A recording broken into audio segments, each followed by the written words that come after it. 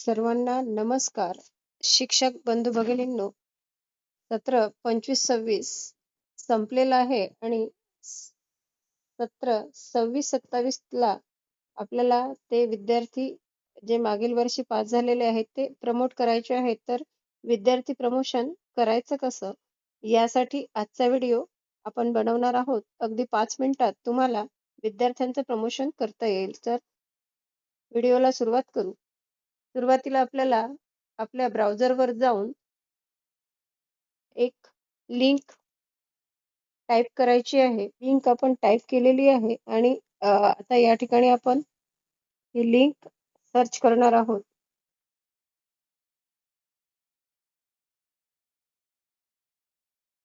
Link open झालेली आहे. या ठिकाणी उजव्या बाजूला log in for all modules हे सिलेक्ट करायचं.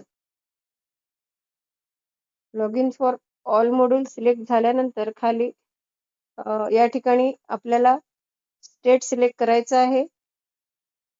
स्टेट यामध्ये दिलेले आहेत, यापैकी महाराष्ट्र आपण सिलेक्ट केलं. यानंतर गो या बटनावर क्लिक करून समोर जायचं आहे. समोर आपल्याला मॉड्यूल दिसत आहेत.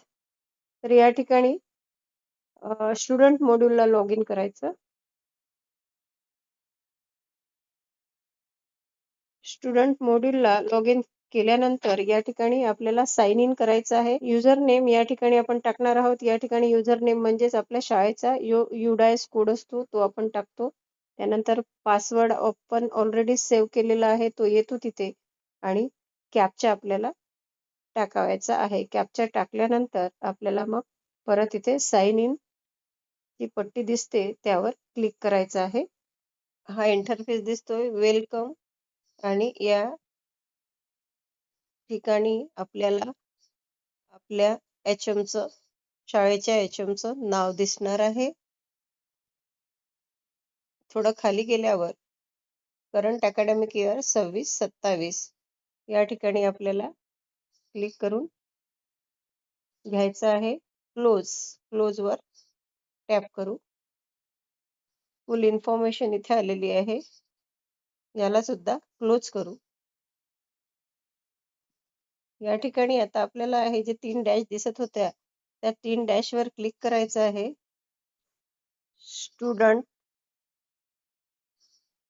मूवमेंट अँड प्रोग्रेशन यामध्ये progression module go list of students eligible for progression from the academic year 2025-26 to 2026-27 या प्रकारे इथे आपल्याला दिसत आहे. नोट दिलेली आहे, ती वाचून घ्यायची. Then select class. आता आपल्याला क्लास सिलेक्ट करायचा आहे. या ठिकाणी 1 2 3 4 5 6 7 8 याप्रमाणे क्लासेस दिलेले आहेत. सिलेक्ट केला. यानंतर section, select section A and पुन्हा आपल्याला गो या बटनावर क्लिक करायचं आहे. आता आपल्याला आपल्या क्लासमध्ये जे विद्यार्थी आहेत ते दिसतील खालील प्रमाणे. स्टुडंट बेसिक डिटेल या ठिकाणी दिसत आहे पहिल्या कॉलम मध्ये. दुसऱ्या कॉलम मध्ये progression status, eligible, promoted to class and section,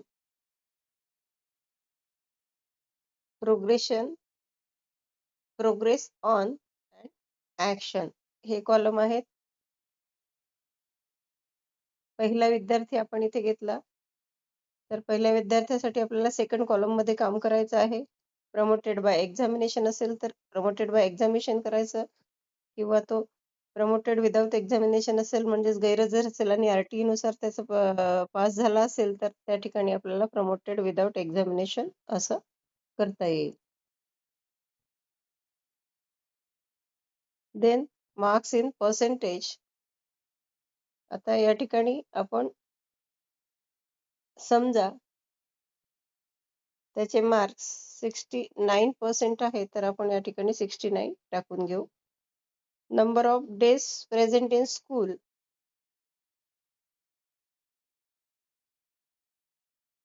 तो 230 दिवस जर प्रेझेंट असेल तर आपण या ठिकाणी त्याचा नंबर ऑफ डेज प्रेझेंट टाकून घेतलं. नंतर आपल्याला इथे studying in same school, left school with TC और विदाउट टीसी, आणि त्याने शाळा सोडलेली आहे का किंवा तो त्याच शाळेत शिकत आहे, तर तो जर त्याच शाळेत शिकत असेल तर आपण या ठिकाणी स्टडीइंग इन सेम स्कूल केलेलं आहे. आता आपल्याला क्लास 8 मध्ये तो गेलेला आहे. फक्त या ठिकाणी सेक्शन सिलेक्ट करायचं आहे आणि अपडेट आणि करेक्शन हे जे दोन ऑप्शन इथे दिसत आहेत, यापैकी आपली सर्व माहिती भरून झालेली आहे, म्हणून आपण या ठिकाणी अपडेट या बटनावर क्लिक केलेलं आहे आणि तुम्ही पाहताय student details has been updated successfully असं आपल्याला इथे दिसतंय. ओकेचं बटन दाबायचं आहे. या ठिकाणी आपला हा एक विद्यार्थी प्रमोट झालेला आहे. याप्रमाणे आपल्या वर्गातील सर्व विद्यार्थी आपल्याला इथे प्रमोट करून घ्यावायचे आहेत.